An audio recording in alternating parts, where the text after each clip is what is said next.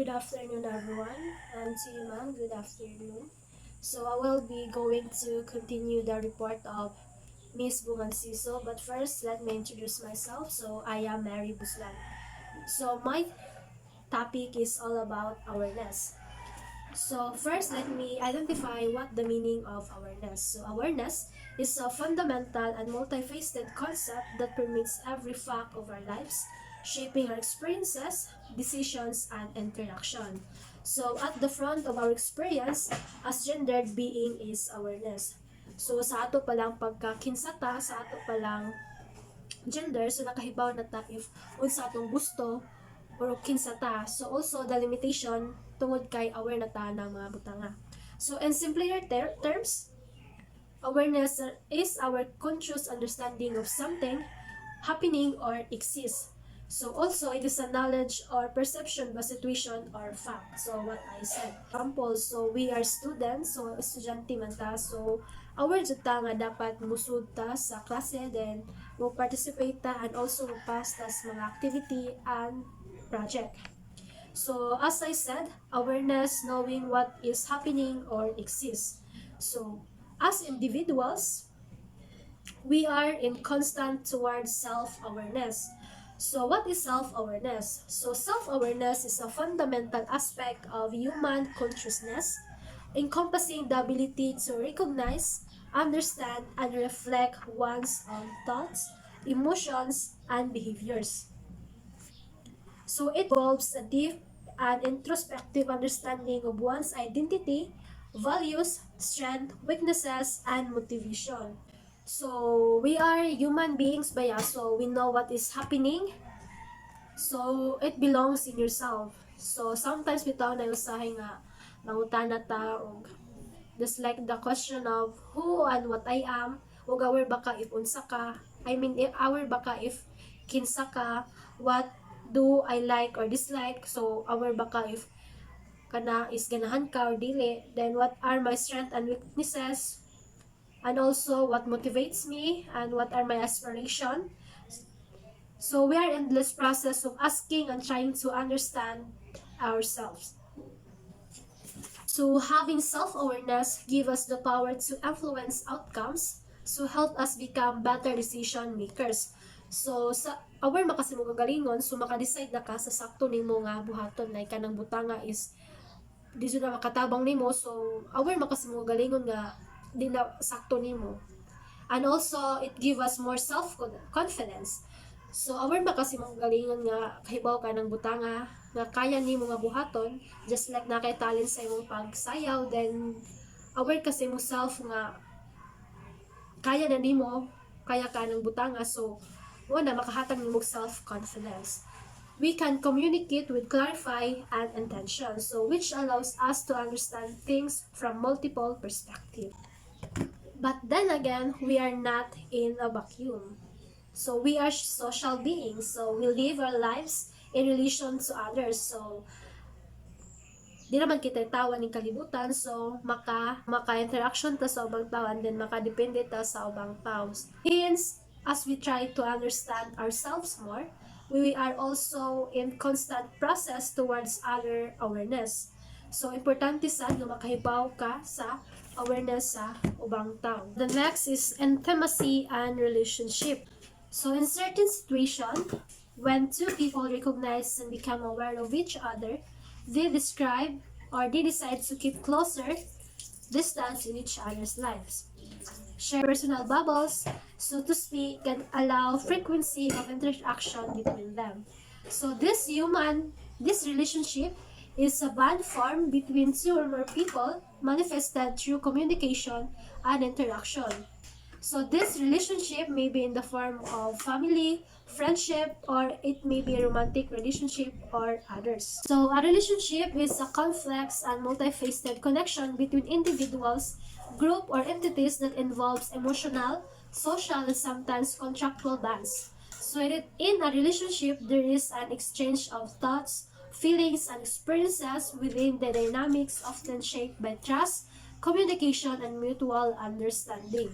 So, di ba, if makabuild na tag relationships towards others, so na nakay communication with them and also na napog kay salig to tell what your story all about. I'll have to go example about relationships. Interest and a sense of companionship. So they enjoy spending time together and rely on each other in times of need. So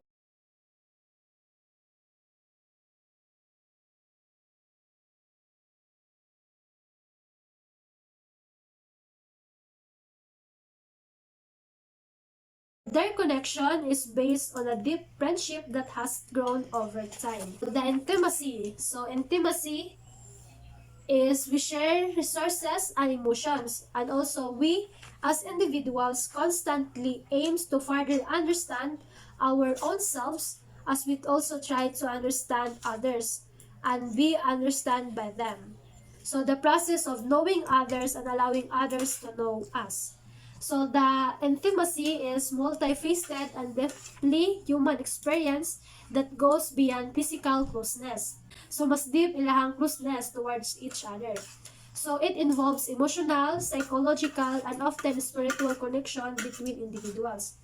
So it is profound sense of knowing and being known, and it is enhancing the quality of relationship. So, continue ta sa story ni John and Regina. So, example of intimacy within a relationship. So, within John and Regina friendship, there exists a level of intimacy. So, they confide in each other about their personal struggles, fears, and dreams. So, they felt comfortable sharing their innermost thoughts and emotions. So, knowing that the other person will listen without judgment. So, this emotional closeness depends their friendship and strengthen the bonds they have. So, mas lawm ang intimacy kay imo nang i-share imong mga struggles, imong mga sekreto sa usa ka tawo. This example, the relationship is the border connection between John and Regina as friends. So while intimacy represents the emotional depth and vulnerability they share within that friendships. So relationship and intimacy are closely related but distinct concepts. So same na sila kanang mga related sila sa each other pero lahi sila konsepto. So relationship refers to the connection or association between two or more people. So it encompasses the interaction, shared experiences, and emotional connection that link individuals. So intimacy is a specific dimension within a relationship characterized by deep emotional closeness and vulnerability. So relationship can exist without intimacy. Then intimacy depends and enriches the connection in a way that fosters trust, affection, and a sense of being truly known by the other person. So as social beings, we also learn from our own experiences and from the lesson taught to us by those who have come before us. So how we behave in relation to other people with due consideration to social expectation related to our gender. So and how we make decisions or choices to other cultural preoccupation. The process of which we learn cultural norms and tradition is referred to as socialization. The process whereby individual learns to adjust to a group and behave manner approved by the group. So the process through what people are told to be proficient members of society. So describes the ways that people come to understand societal norms and expectations. So to accept society's beliefs and to be aware of societal values. So we are living in this society, so we should aware what is happening and then maka-provide sa ka na and makahibaw sa ka if usa sa ganahan sa usa ka tawo and also within yourself through socializing kay di lang puta kita nagpuyuan ng kalibutan, so aware ta nga naay ubang tawo nga dapat atong mailaila and atong makasalamuha sa atong society and environment. So well-being as a psychosocial goal. So the ultimate goal of understanding the psychosocial aspect of our experiences is well-being. So well-being is a state of satisfaction, meaning, and purpose. So well-being is a fundamental psychosocial goal that encompasses a broad range of physical, mental, and emotional factors contributing to individuals' quality of life and overall happiness. So it goes beyond more survival and encompasses elements like health, happiness, social connection, and personal fulfillment. So, as a psychosocial goal, so well-being emphasizes the importance of both psychological and social aspects of life. So recognizing that individuals thrive when they experience positive emotions, a sense of purpose of fulfilling relationship with others. So therefore, well-being is a psychosocial goal, underscores the holistic nature of human happiness and quality of life, recognizing the interplay of psychological and social factors. So it encourages the development of resilience, positive mental health, and fulfilling social connection while emphasizing the pursuit of personal growth and meaning of life as essential components of well-being. So there are two sides of well-being. So the first well-being is the objective well-being and the second one is the subjective well-being. So the first is the objective well-being. It is which is observed outward and can be evaluated through the presence or absence of particular elements in our environment. Objective well-being refers to the measurable and concrete indicators of an individual's quality of life and overall well-being. So it focuses on external observable factors and is not solely dependent on an individual. So objective well-being factors can include elements like income, access to healthcare, education, living condition, and physical health. Wala gito example ato is the income, then nakandang na kay tarong nga trabaho. So the second side of well-being is the subjective well-being. So it is our personal experience of satisfaction, meaning, and purpose. So subjective well-being refers to individuals' personal, self-assessed sense of their happiness, like satisfaction, and overall well-being. So it relies on a person with their own perception and evaluation of their life. So subjective well-being encompasses a personal emotional experiences and cognitive judgment of life quality, and it also aspect the understanding of individuals' overall mental and emotional state. So kaning subjective well-being is there your own experiences, like mo ito your own happiness, imuhang mga gipambati sa imuhang life. So let's proceed to the dimension of well-being. So based on what well-being means, so we can see that there are various dimensions into it.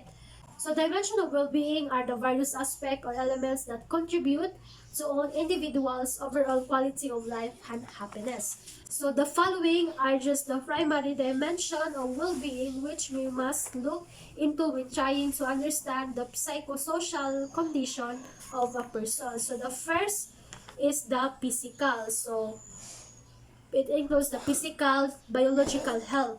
So physical encompasses aspects as health, fitness, nutrition, and safety. So physical well-being is crucial because it directly affects an individual's ability to function and enjoy life. So this is the emotional. So emotional, it includes the positive feelings, the mood stability. So it involves the one's ability to understand, manage, and express their emotions effectively. So it includes aspect of happiness, contentment, and emotional resilience. So the next is the mental. So the clarity of mind, healthy thought process. So the mental pertains to an individual's cognitive and psychological health. So it includes like intellectual stimulation, personal growth, and the ability to cope with stress and the challenges. Then the fourth one is the material. So we available and adequate financial and other resources. So the material focuses on the economic and financial aspect of individual's life. So this includes like income, employment, access to basic needs, and overall economic stability. And the last one is the social. So the healthy and positive interaction and relationship with others. So this dimension of well-being, social, pertains to the quality of an individual relationship and the sense of belonging and connection to a community. So consider factors such as social support, the friendship, family relationship, and the sense of community involvement. So that's the end of my report. Thank you.